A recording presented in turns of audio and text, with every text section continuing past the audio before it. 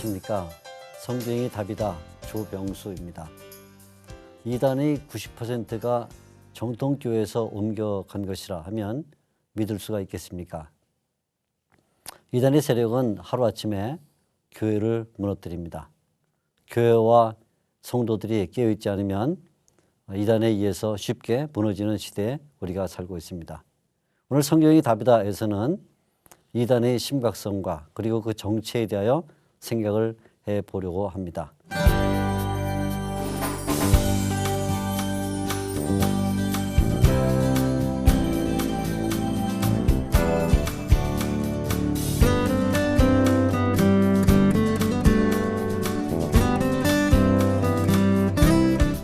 분 반갑습니다. 네, 안녕하세요. 안녕하십니까.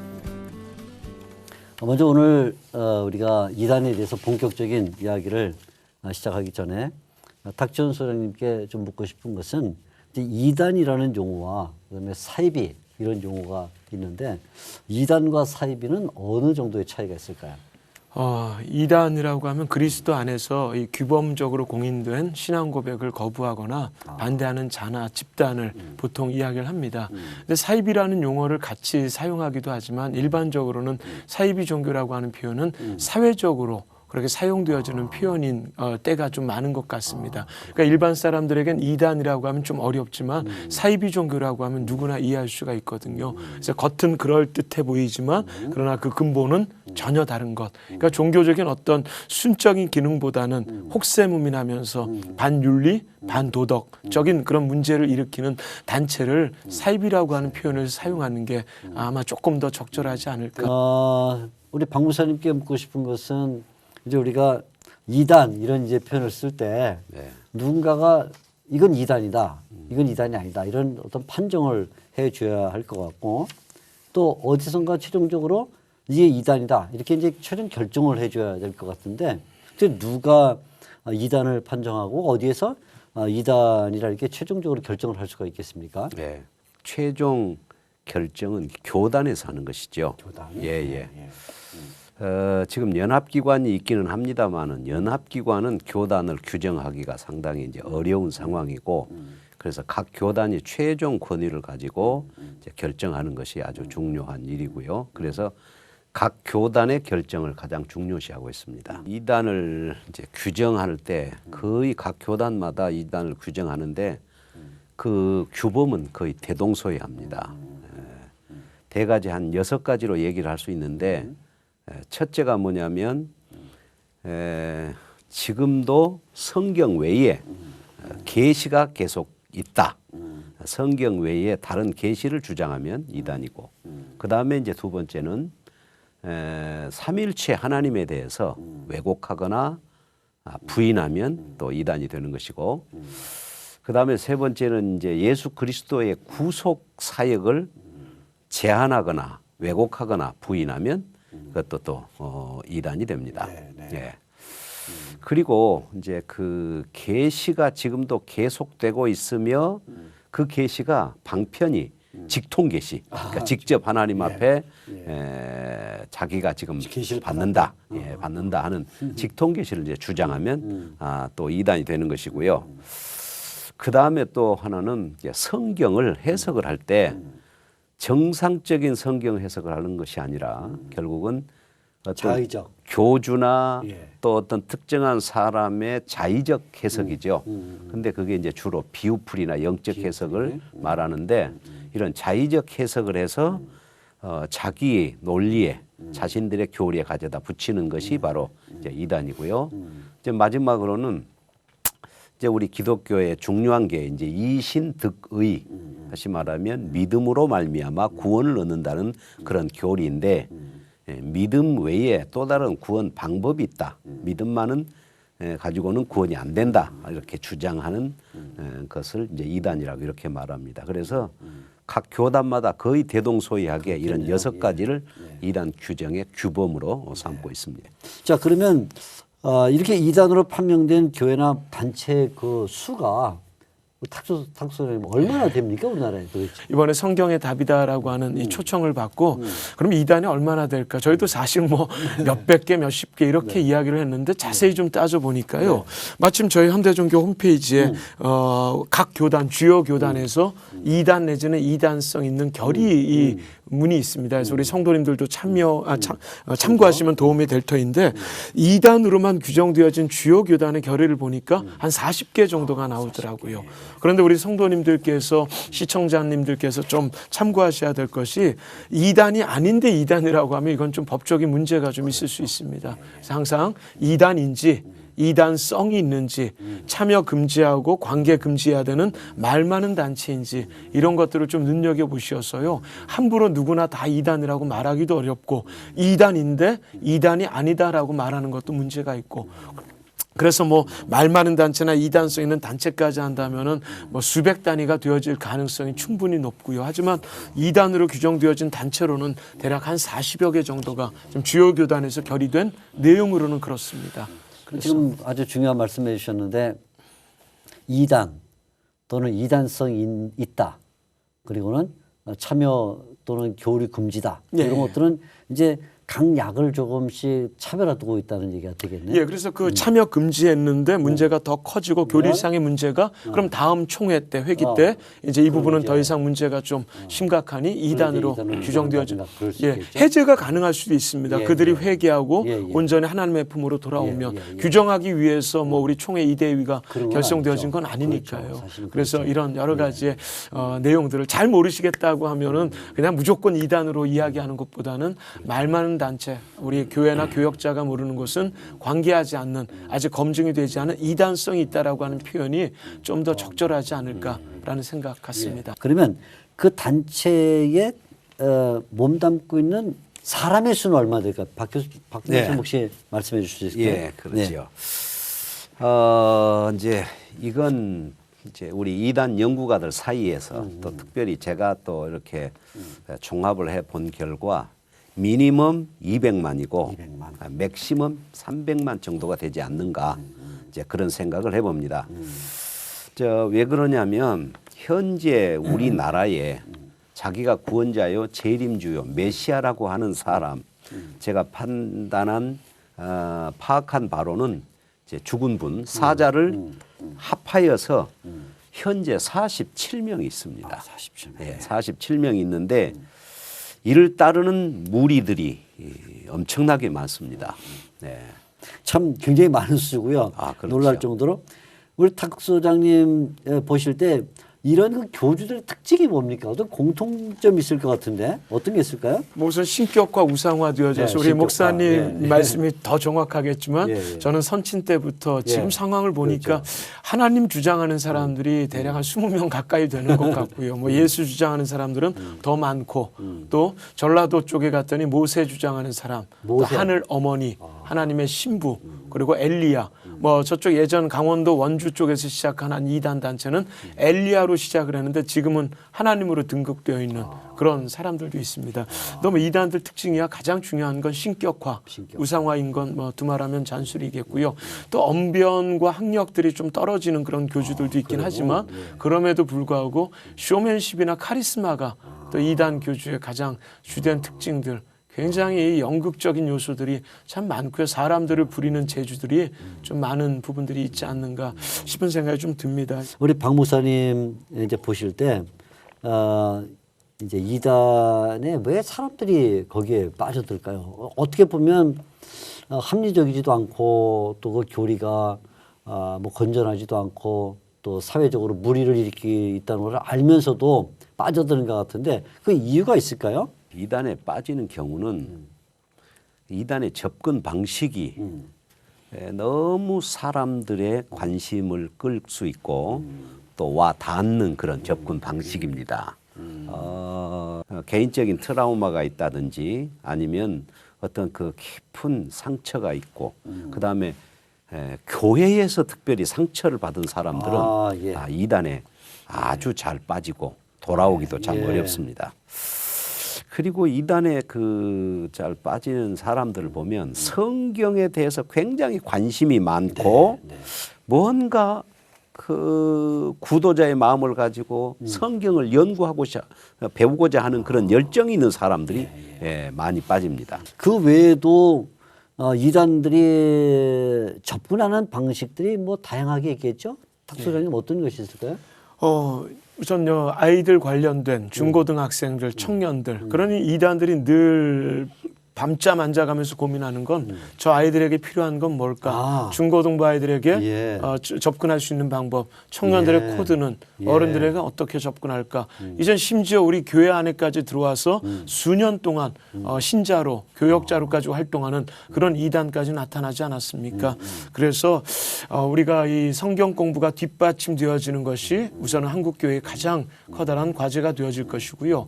요즘 제가 강의 때마다 빼놓지 않고 말씀 전하는 것 중에 쉽게 전하는 건 겉만 보고 판단하지 말고 마지막까지 한 번만 더 검증, 확인, 돌다리 해보아라 라고 하면 이게 수많이 적용이 됩니다.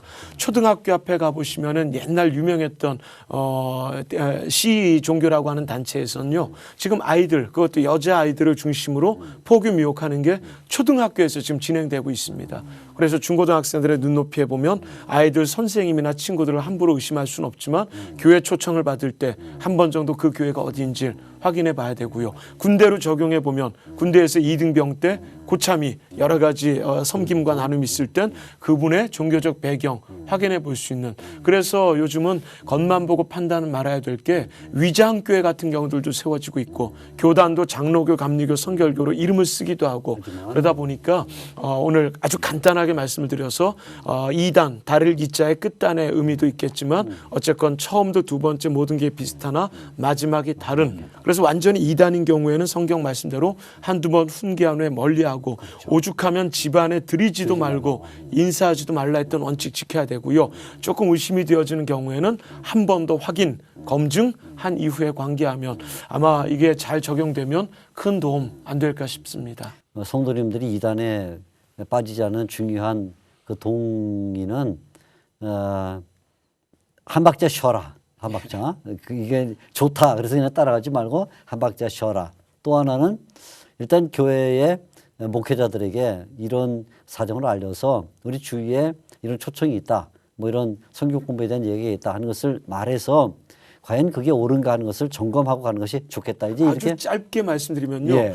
기독교 서점 쪽에 이단들 쪽이 많이 와 있습니다. 그래서 서점에? 제가 아프리카 선교사, 중국 선교사인데 잠깐만 교제했으면 좋겠다. 어디 파송 선교사인가요? 사랑의 교회입니다. 그럼 선교사님 제가 내일 꼭 만나고 싶은데 오늘은 조금 시간이 안 되니까 연락드리겠습니다 하고 사랑의 교회에 연락했습니다. 그래서 선교사 중에 이런 분 계신가? 선교사님들이 이런 활동하는가? 우리는 절대로 그러하지 않는다라는 것들을 확인하는 거 딱 한 박자만 쉬면 확인이 충분히 가능하니까. 박사님 중요한 얘기를 하셨는데 기독교인들이 관심하고 있는 바로 그곳에 이단들이 낚시줄을 던질 수 있다는 거죠. 기독교 서점. 네, 서점 쪽에 많습니다. 그러니까 이런 것들은 일단 우리가 경계를 해야 될. 그렇습니다. 내가 예를 들어 서점을 간다 하면 그럴 가능성이 있겠구나라는 것을 알고 있는 것은 굉장한 대처가 되겠네요.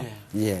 이제 이단의 결국 이제 이런 그 피해인데 개인이나 가정 또는 교회들이 어떤 피해를 받습니까? 이단에 의해서. 뭐 기본적으로 모두가 다 성도님들, 시청자들이 알고 계시는 문제이겠죠. 가정 파괴, 부부 이혼, 자녀 가출, 지나친 헌금 강요, 성적인 폭행, 그리고 심지어는 살인의 문제까지도 피해가 많다는 건 뭐 누구나 다 잘 알고 있는 이단에 의한 그런 어려움들이라고 생각합니다. 직간접적인 피해자가 수백만 명 단위로까지 한국 땅에는 많은 어려운 이단 사이비 종교에 의한 피해자가 있고요. 그들을 회복하고 치유하는 사역에도 우리 한국 교회가 힘을 좀 모아야 될 것 같습니다. 그런데 작년에 저희가 만든 책잘, 저희가 이 책을 소개해서 좀 안 됐습니다만, 이단 피해자 그들의 이야기라고 해서 오죽하면 피해자들이 어려움을 겪었던 이야기를 정리해봤고 돌아온 사례들. 그래서 저희가 뭐 오늘 이 시간 책을 소개하는 것보다 혹시 피해의 어려움을 겪고 있는 분들이 있다면 우리 박형택 목사님이나 사역자님들이 몇 분 계시고 저희는 제가 이 자료를 메일로 보내드릴 수도 있으니까요. 하여튼 피해자님들이 좀 힘을 내시고 오죽하면 피해자가 많은 이런 피해 관련되어진 사역자나 상담사들이 요즘에 그래도 활동을 많이 진행하는 중입니다. 그 피해 형태는 알지 못하는 것까지 따진다면 우리가 생각할 수 없는 상상 이상의 피해가 있다라고 생각하고 있습니다. 그렇군요. 예, 예. 지금은 뭐 이단이 한국에만 있는 게 아니라 이제 한국 사람이 해외로 나가 있는 곳에는 이단도 같이 따라 나간다는 이런 얘기도 있는데 실제로 그런가요? 전 세계에 우리나라 이단들이 가 있지 않은 나라가 있을까 싶습니다. 현재 한국에 가장 무리를 일으키는 S단체 같은 경우는 작년에 아프리카까지 진출했고요. 뭐 중국의 북경, 상해, 대련, 청도 어느 곳도 예외가 없더라고요. 근데 보통은 교민들 그리고 유학생들, 어학연수생들이 많이 빠지는데 어렵게 공부하는 중에 누군가가 조금만 잘해주어도 마음을 쉽게 여는 그래서 군인들, 유학생들 교민들 마음 많이 아프고 외롭거든요. 그렇죠. 그런데 요즘 나타난 H단체 같은 경우는 현지인들을 대상으로 포교를 합니다. 그래서 저희들 많이 놀라왔는데요. 지난번에 네팔 쪽에서 선교사님에게 연락이 좀 왔던 적이 있습니다. 그랬더니 이 단체에 데리고 가면 매달 300불을 주고요. 부교역자에게는 매달 200불을 주고 그리고 뭐 10명의 사람을 데려가면 한국에도 보내준다는 그런 선교사님의 편지를 받고 놀라왔습니다. 그 중에 하나가 이 네팔 교단 목회자들이 그 이단 단체로 스스로 찾아갔답니다. 그래서 우리 선교사님이 당신은 목회자인데 어떻게 이럴 수가 있느냐라고 했더니 나도 그들이 이단인 걸 안다. 하지만 나도 먹고 살아야 되지 않겠나라고 하면서 물질 경제적인 문제로 이단들이 채워주고 또 우리 선교사님들이 평생 동안 일구었던 땅을 단 한 방에 물질과 조직력으로 어려움을 겪게 하는 그래서 많은 선교사님들에게 연락을 받을 때마다 답답한 마음이 그래서 이제 선교에는 물질과 그리고 기도와 정보가 필요하다라는 게 저희들 의견이고요. 선교사님들을 돕는 우리 교회들이 있다면 이단 관련된 문제의 정보를 나누지 않고서는 밑빠진 독에 물 붓긴 선교밖에 되지 않는다라는 게 많은 선교사님들이 느끼고 있는 부분이라고 생각합니다. 전략이 필요하게 됐다는 얘기인데 일단 해외에 있는 한인들에게 이단이 이제 포교를 한다는 것과 그다음에 더 나아가서는 현지인들까지도 타깃으로 삼아서 이제 물질 매수가 되겠죠. 그리고 세 번째는 이미 좋은 선교사들이 나가 있을 때는 그들을 물질 봉쇄함으로써 무너뜨린다는 이 전략을 이제 쓰고 있다는 것인데 우리가 이런 것들을 잘 염두에 두면 한국교회도 선교를 지원한다고 할 때 그냥 막연하게 뭐 그렇죠. 우리는 기도하고 있다. 아니면 뭐 마음에 두고 있다. 이 정도로 해서는 안 되겠고 조금 더 구체적인 그 이단 대책에 대한 마음을 가지고 선교 후내겠다는 이런 하나의 교훈을 얻게 되는 것 같습니다. 하나만 좀 이제 외국에 있는 이단들도 한국으로 지금 집결하고 있음도 관심을 가져야 될 문제이고요. 또 각 대학에는 그 유명한 이단 단체가 이제 청년들에게 값싼 가격으로 여행이나 유학이 캠프를 보내준답니다. 그런데 요즘은 이 한국이 월드컵 4강에 들고 또 한류의 열풍 때문에 외국의 1.5세, 2세 아이들이요 한국을 그렇게 방문하고 싶어하는 것에 이단들이 발맞추어서 한국 땅으로 유인하는 방법들도 있으니까 이것도 오늘 시청자님들께서 자녀들을 잘 교육해야 될 필요가 있겠습니다. 상당히 그 이단들은 기성 교회보다 더 전략적이고 방안을 많이 창안해내는 것 같아요. 참 무서운 일이죠.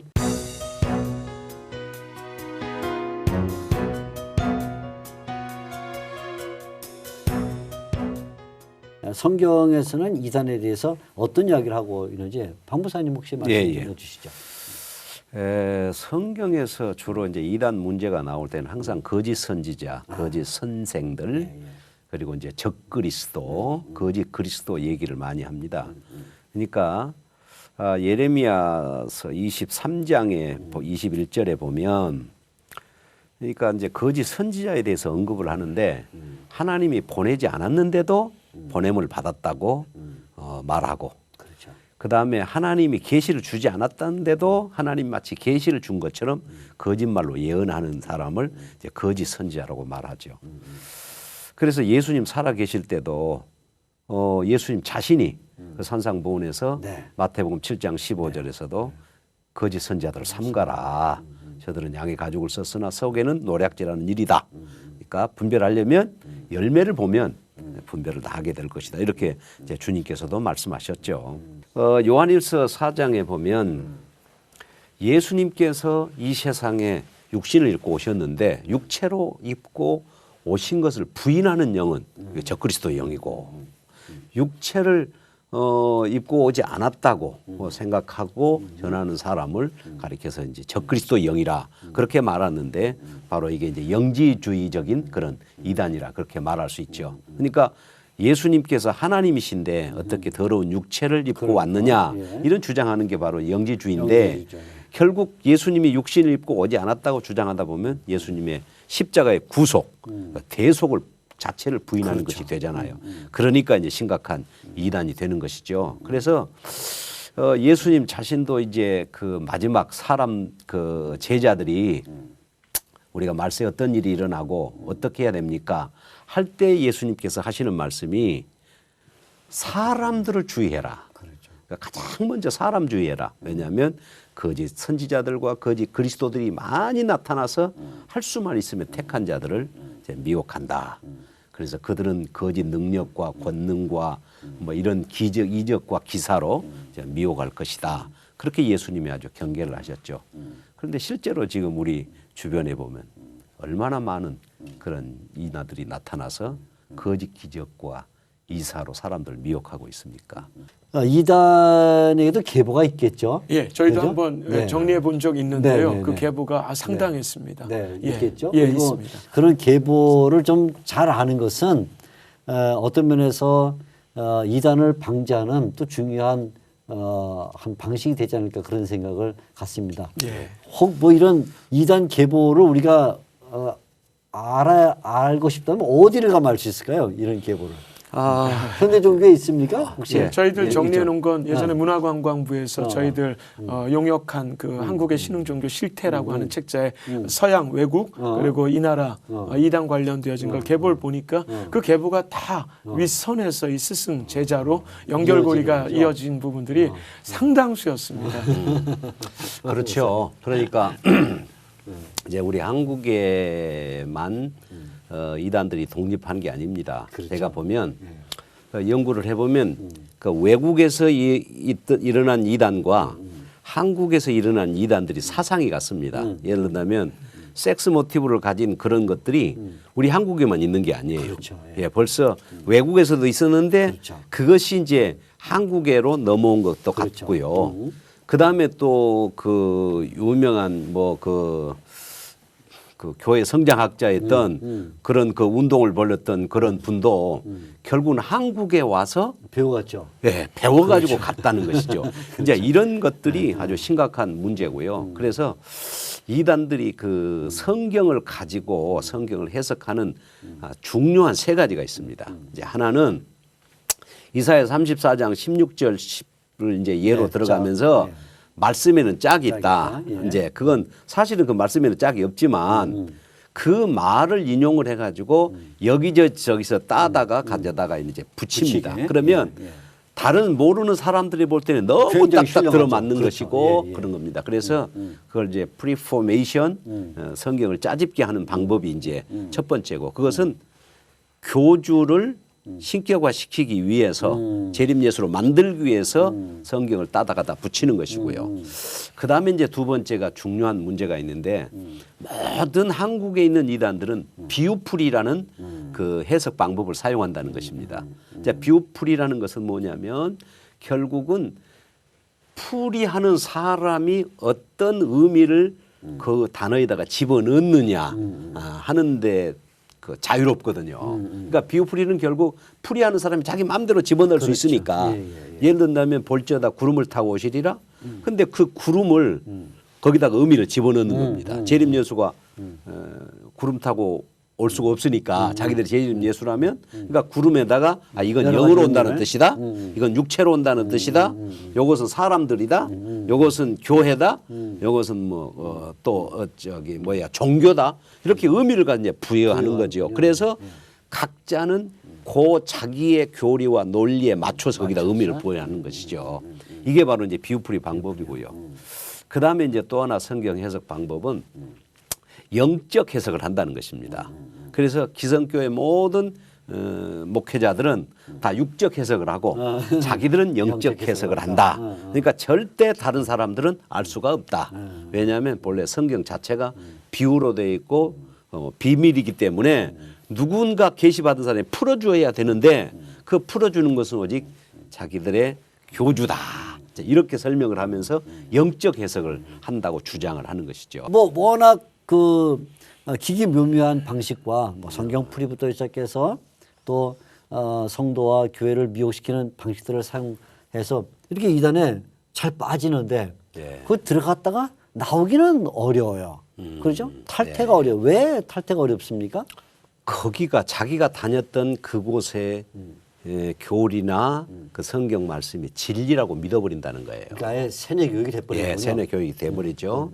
그래서 그런 사람들이 나왔을 때는 싸워서 나왔지만 결국은 거기 교리는 옳다 그렇게 믿는 거예요. 아, 나와서도? 예, 그래서 예. 우리 한국에 많은 이단에 갔다가 나온 사람들이 교육을 받지 않으면 신앙생활하기 어렵습니다. 왜? 여전히 거기가 옳다고 진리라고 믿고 있기 때문에. 그리고 또 하나는 이제 거기서 이탈하는 것, 그것을 곧 죽음이여 저주라고 믿게 만드는 것이죠. 그렇게 하고 그다음에 또 하나는 이 그 이단 단체의 그 내부를 보면 감시를 하고 그다음에 또 이탈자를 방지하기 위한 시스템이 준비가 돼 있습니다. 그렇기 때문에 가진 협박과 공갈 그리고 어떤 감시가 철저한 감시가 이루어져서 거기서 이탈하는 게 쉽지만이 않습니다. 그래서 스스로 이탈은 상당히 어려운 것이고 제3자에 의해서 이렇게 이제 이탈을 하는 경우가 주로 많습니다. 그래서 이단에 들어갔다가 이제 나오는 경우가 너무 소수죠. 예, 소수고요. 그러나 이제 이단에 빠지는 사람들은 나오는 사람들의 그 10배 이상이 많이 빠진다는 것을 많이 우리가 빠지지만 나오기는 어렵다. 예, 나오기는 너무 그렇게 어렵습니다. 예. 그러면 자 이렇게 이단에 빠지는 사람 많지만 나오기 어렵다. 나오긴 어려운 이단에 잘 빠진다. 그러면 빠지지 않아야 되는 거군요. 예. 빼내오는 것보다도 빠지지 않게 하는 것이 우선인데. 답은 경계와 예방입니다. 그러네요. 그러면 네. 우리 교회와 또는 뭐 교단이 도대체 어떻게 예방을 해야 될까요?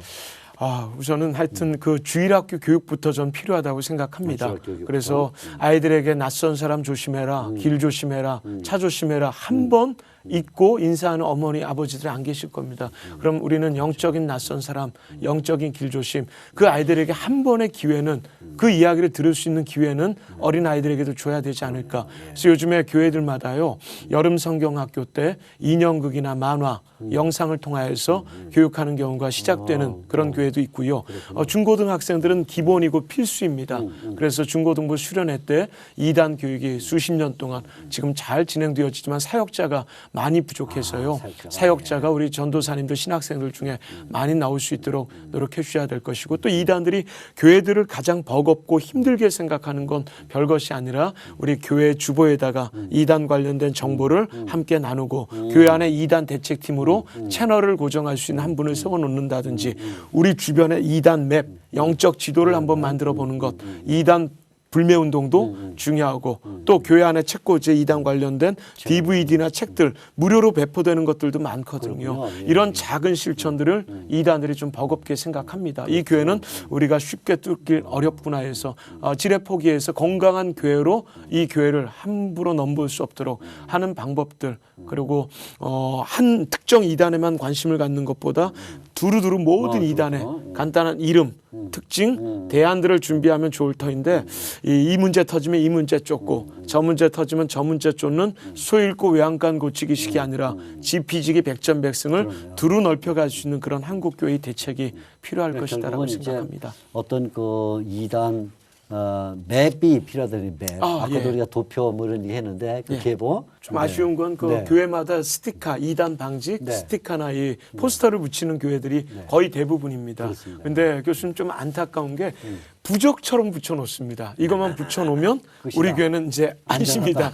그러니까 이거 붙이는 건 법적인 문제 제기가 가능하거든요. 그래서 이 디테일하게 이 사람들이 어떻게 분별할 수 있는 것까지 요즘엔 자그마하게 스티커로 나와서 화장실에도 붙여놓고 하는 그래서 좀 적용을 하셔야 되는데 그냥 붙여놓으면 이게 붙여놓으면 다다. 안 되네. 이건 조금 아쉬웠던 부분인 그러니까 것 같습니다. 그 스티커나 이런 걸 붙이는 것이 법적으로 효능은 있는 것이죠. 예. 변호사님들의 이야기를 들어보니까 예, 예. 법적인 뭐 징역 3년 이하, 네, 500만 원 이하의 벌금으로 예를 들어 집회 방해, 예배 방해 뭐 이런 문제들은 적용이 가능하다는 말씀을 그러나 들었습니다. 그걸 이제 그냥 법적 효능만 있다 이렇게 믿을 게 아니라 예. 그걸 부적처럼 붙여놓지 말고 교육을 시키고 예, 또 그렇습니다. 자꾸 주의를 시키는 것이 필요하다. 네, 그건 아주 우리가 명심을 해야 될 것 같습니다.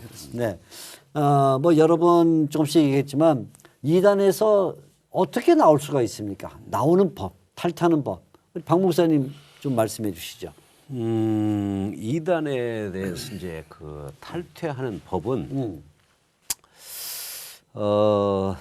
일단은 그 상담소의 도움을 받는 것이 제일 상담소. 중요합니다. 예, 그렇겠죠. 왜냐하면 스스로 나오기는 어렵습니다. 그렇죠. 어려우니까 일단은 이제 자기가 그 나오겠다고 생각했을 때는 다 부모님들한테 얘기를 하고 또 해서 상담소에 연락을 하면 상담소가 이제 그런 도움을 이렇게 이제 제공할 수 있습니다.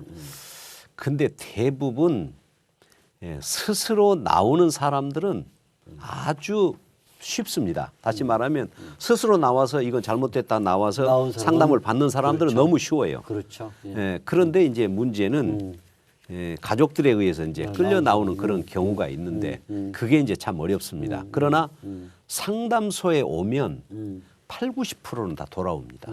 상담소에 오면. 예, 왜 그러냐면 이미 그 사람들은 거기가 진리라고 믿고 그렇게 하지만 그러나 그것은 다 성경을 짜집게 한 것이기 그렇죠. 때문에 예, 예. 이제 상담을 통해서 하나하나게 거짓말이고 짜맞춘 것이라는 것을 이제 알게 되면 아무리 오래된 사람도 이게 변화를 받고 돌아오게 되는 경우가 이제 많이 있습니다. 많이 있으니까 일단 상담소와 연락을 해서 도움을 받는 것이 최선의 방법이다. 이제 그런 생각이 듭니다. 그럼 우리 탁 소장님께 묻고 싶은 거는 그렇게 이제 상담소를 통해서 회복이 됐어요. 그러면 그냥 회복이 된 건 아니잖아요. 예. 그 위에도 계속 어떤 돌봄이 필요한데 어떤 노력이 필요할까요? 우리 이단 전문가 사역자님들은 그 이단의 아픔의 못을 빼는 작업, 빼는 그리고 작업. 치유하고 치유하고, 안아주는 건 그렇죠. 한국교회 역할들. 한국교회 그렇게 뭐 간단하게 정리할 수 있겠습니다. 그래서 우리 교역자님들과 교회가 하는 역할, 이단에 빠진 분들을 회복하고 치유하는 분들의 역할, 언론사들처럼 계속해서 그 정보를 나누려고 노력하는 이런 여러 바퀴들, 네 바퀴가 또 잘 맞춰져야 이게 수레가 움직여질 수 있는 것처럼요. 여러 이들의 도움이 필요합니다. 원래 이단 단체에서 나오면 또 다른 이단 단체로 가는 경우가 워낙 많거든요. 왜냐하면 이게 싱거운 음식이어도 건강한 우리가 목사님들 주시는 말씀들이 건강한 영적인 건강한 음식들인데 짜고 맵고 단 음식을 먹으니까 마음이 혹한 겁니다. 그렇죠. 그랬던 분들에게 우리 한국교회로 다시 돌이키면서 다시 싱거운 음식으로 이게 치유가 어렵거든요. 그 역할을 회복사역자님들이 지금 진행하고 계십니다. 그래서 우리가 이 문제에 대해서는 교회와 전문가들 또 여러 뜻있는 언론들 많은 박자들이 맞춰지지 않는다면 쉽지 않은 거고 또 제일 중요한 건 경계와 예방입니다. 자, 우리 이제 시간이 참 많이 됐는데 박 목사님 마지막으로 이런 이단 문제에 관해서 꼭 전하고 싶은 말씀이 있다면 어떤 게 있을까요? 이단하고 이단에 빠진 사람하고를 동일시해 버립니다. 예. 근데 그러니까 이단하고 이단에 빠진 사람하고는 구별을 해야 됩니다. 그러니까 이단에 빠진 사람은 돌아올 수 있지만 이단은 미혹하는 사람은 안 돌아오거든요. 그러니까 사실은 교주와 그 주위의 몇 사람은 다 이단이라고 할 수 있지만 그렇죠. 사실은 그걸 진리라고 믿고 거짓에 속아서 따라다닌 사람도 이단에 빠진 사람들이거든요. 사람이죠. 예. 근데 그 사람들도 이제는 언젠가는 돌아와야 될 그런 사람이니까 그 다음에 기성교회에서는 성경에 대해서 안 가르쳐 준다는 거예요. 그러니까 역시 목사님들이 설교를 할 때 하나님이 뭐라고 말하느냐, 성경이 뭐라고 말하느냐를 설교해 주는 게 아니라 목사님 자신의 말로 이것을 하다 보니까 아무리 설교를 들어도 성경을 모른다는 거예요. 그렇죠. 예. 그러니까 30년 동안 성경을 들었지만 목사님이 무슨 설교를 했느냐는 기억을 해도 성경이 뭐라고 말하느냐를 전혀 기억을 못하는 예, 거죠. 참 뼈아픈 얘기예요. 예. 그래서 결국은 이제 목회자들이 설교를 성경이 뭐라고 말하느냐, 하나님이 뭐라고 말하느냐를 잘 가르쳐만 준다면 성도들이 성경을 충분하게 이해하고 있잖아요. 그렇게 되면 이단에 빠질 염려가 없지만 뼈 아픈 얘기를 네, 그런 생각이 들었습니다. 우리 탁 소장님도 마지막으로 하실 말씀 있으시면 뭐 간단하게 정리하면 예. 하나님께서 말씀하신 예언의 성취로 나타나는 이단들의 문제는 참으로 자연스럽고 그렇죠. 너무나 당연한 문제입니다. 그러나 하나님께서 내가 다 이겨놓은 싸움의 마침표를 우리에게 찍으라 명령했을 때 그렇죠. 그 마침표는 경계와 예방과 깨어 근신함, 지피지기. 그래 이단 문제를 너무 어둡고 무겁고 딱딱하게 생각 말고 즐겁고 기쁜 영적 전쟁으로 마지막 때 우리가 잘 살 때 하나님께서 잘했다 칭찬 우리에게 주실 건 분명할 것이고요. 특별히 사역자님들의 소송이나 여러 폭력 그리고 여러 가지 어려움들이 좀 많습니다. 네, 그래서 그렇죠. 사역자님들을 위한 그런 중보 기도가 지금 좀 많이 필요할 것 같고요. 그리고 뭐 저희 개인적으로는 선친께서 이단 연구를 열심히 해주셨는데 다음 달이 이제 20주기가 되는 그러겠군요, 때인데 벌써. 예. 아직도 이 사건의 실체가 제대로 밝혀지지가 않아서 이 문제로 인해서 더 이상 다른 피해자나 아픔들이 생기지 않았으면 하는 그런 피해자의 눈으로 이단 문제를 바라보게 될 때 좀 더 간절하고 애통하는 마음으로 이 문제를 바라볼 수 있지 않겠나. 그래서 우리 성도님들 특별히 아이들로부터 관심 갖게 해주시고 우리 지역과 교회와 가정을 지키기 위해서 조금 더 고군분투해 주시기를 간절하게 소원하는 바입니다. 네, 감사합니다. 예. 네. 오늘 대담에 나와주신 박형택 목사님 진심으로 감사합니다. 예, 감사합니다. 탁지원 소장님 귀한 시간 내주셔서 감사합니다. 예, 감사합니다. 오늘 성경이 답이다에서는 이단의 문제에 관해서 생각을 해보았습니다. 지금까지 시청해 주신 시청자 여러분께 진심으로 감사를 드립니다. 감사합니다.